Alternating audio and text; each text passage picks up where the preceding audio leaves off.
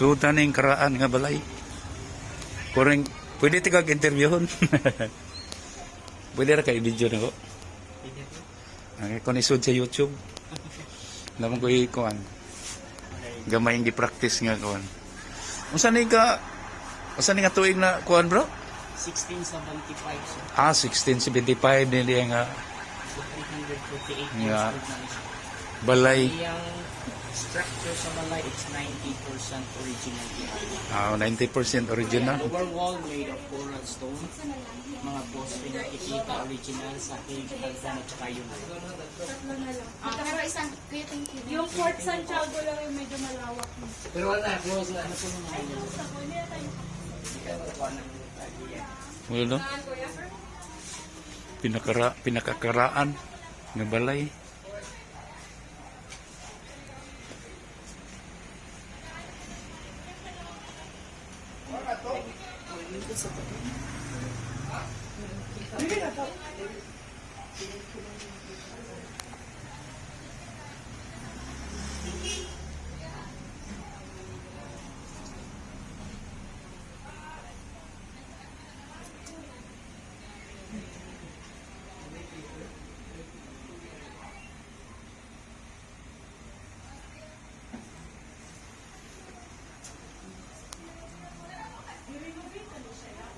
Structure sa balay ani niya ma'am is 90% original structure. Pero di ba sa silong, di ba silong tawag natin? Kaya ang kami sa taas ng nilapunan. Kaya sa mga... Uy, wala mo dapat pagbagyo. Bro? Pagbagyo, wala Wala sir. Linog, bagyo. Oh, you know? So ang arrangement ani ma'am ang ng collections kay pagka museum ani 2008 ang collection silang paryente i-display dito. So not necessarily all of the artifacts are part of the software, just donated na sila mga kaparyente. Okay. Alam niyo po sila mga tulong ma'am? Oh, yes, they're gonna be here tonight and then tomorrow. Sa weekends. Kana sila na couple. Pero ikana po na sila nga generation. Direct descendants na 60, 62 years old na yung ano dyan po sila mga tulog. Usually weekends kaya hindi mo sila ganahan na yaban po nila ang pagkakas. Yes. So last time nag-ikulaan nila full-time na residence is 2007. Hindi mo lang yung museum 2008 lang. Since then, mas tulong sila din usually weekends. Pero they can use this house kung kasi nila gusto like. Ako sila grateful this market. Depende rin nila ma'am. Ang kuan din ni Sir kaming kasi siya sa di ba kwarto di na sila yung ako. Wala na aircon. Ang katong aircon, partida, kuan pa na siya, kalaan sa siya. Ano dyan kayo yan? Uy, makita na mo. First na nila nag-aircon, nag-ipalit ko. Buhay nila ako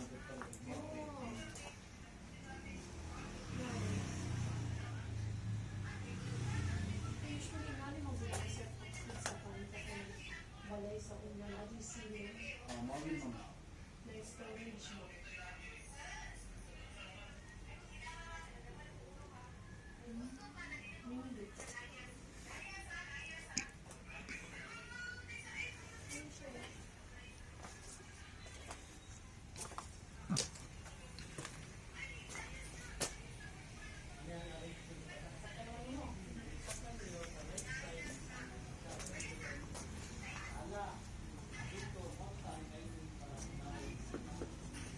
Doon na sila ang pagdiya pa. Mm.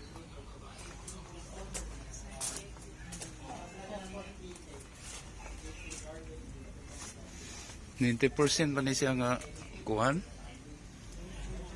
Original. Libag, wag ko madaot yun sa Bagyo. Lino, wala sad.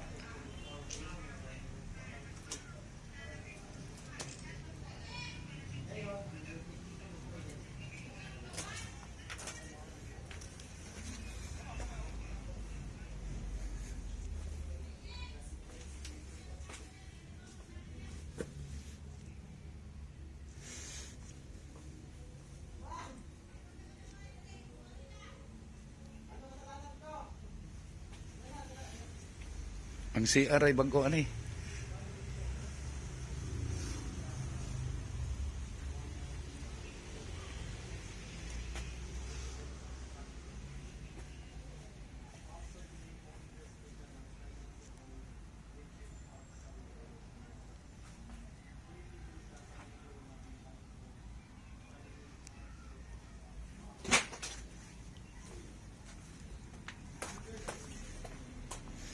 Muna yung original. Original kupo. Pilang sugangan. Ng kaldero. Oh, kaldero ko hindi eh. Kulon.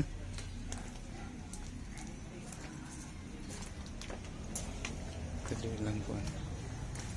Kining garden.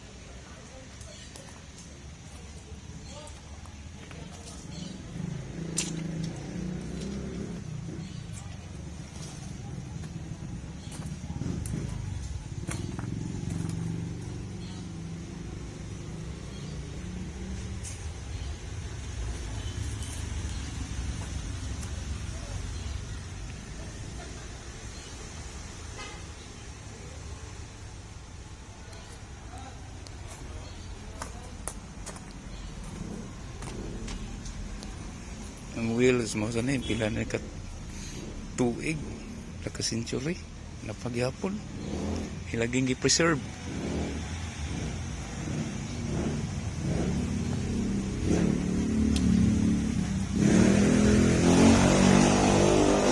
Mo ni pinaka oldest nga balay. Asa makita diri sa Cebu City.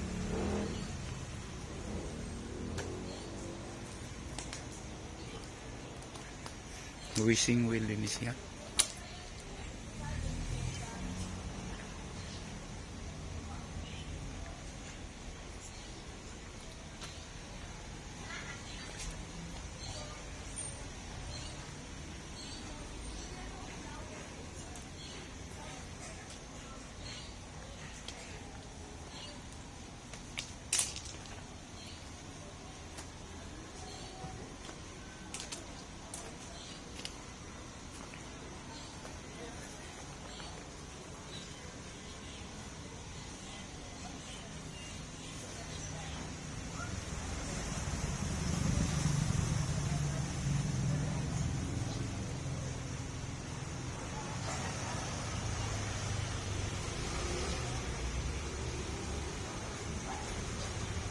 Alright, anyway, good afternoon, and yes, so welcome to Yap Sandiego Ancestral House. This was built 1675.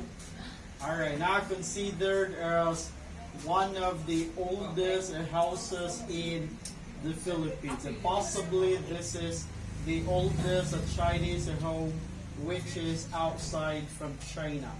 Included also in a book entitled Chinese Houses of Southeast Asia. So regional owner, Chinese merchants, family is Yap. Later generations married to Filipino family, the Sandiego. That is why the house known as Yap Sandiego Ancestral House. And recognized by the Department of Tourism. So structure of this house, it's still 90% original.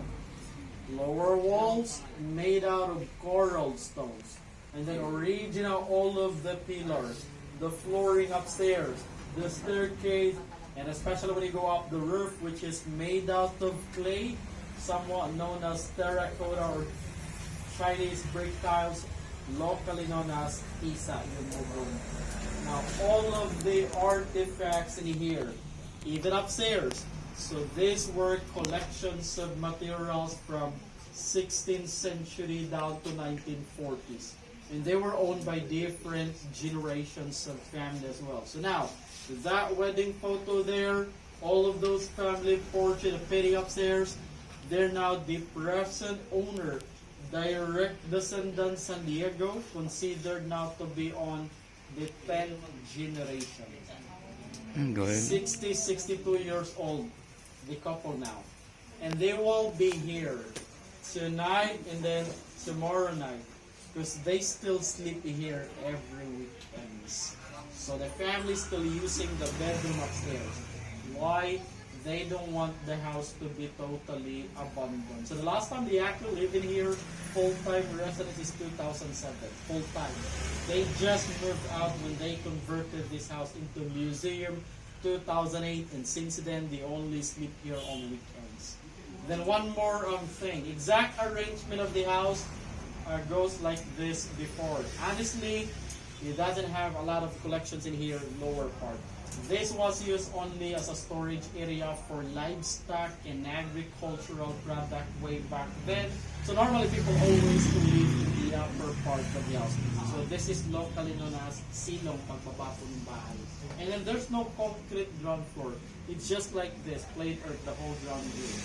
Now when you go up, this is the exact arrangement up there. From the stairs, on your right side is living room, dining table for visitor, tea table. Chan always love to have tea. And then another dining table for the family, which is nearby the sink. The sink locally known as banggera or banggeran. You familiar with that one? Yes, And mangira. then 2 bedrooms before, now converted into 1 room just to have a bigger space. Always remember this. Culturally in the Philippines before, dirty kitchen and toilet can be found outside the house. Now, we do have a lot of collections in every corner of the house. It's because when they opened this house into museum 2008, all of their different ancestral collections from their relatives were brought in here. So not necessarily all of these artifacts are actually part of the house. Some were just donated only. Now, this is still privately run by them, by the family. So there's no restrictions about taking pictures, even using flash anywhere, it's okay. Taking videos as well, sitting on the chairs, even gently touching on the artifacts. In short, feel free to explore. Just be careful not to break anything, alright? Even upstairs, you're also allowed to use your phones and cameras. Once again, 1675, so 348 years old now. So it's up to you where to start roaming around. Either here, at the back, garden, or upstairs. Alright? Thank you. Yes. What kind of food did they use? Locally, ma'am, sa Cebu, we call that one as bayong and tugas. Balayong or molabe. Yeah. Yes. And some were yakals also. Yes, po. Oh, yakal. Is there any question aside from that? Wala na. Question. I think there always one. Tourists would love to ask this. Sir, the house is almost 400 years old. Is it haunted? I'll be brutally honest with you because as caretaker, I've been reincarnated 6 times. Is the house haunted? Of course, it's not. It's not. You can room around.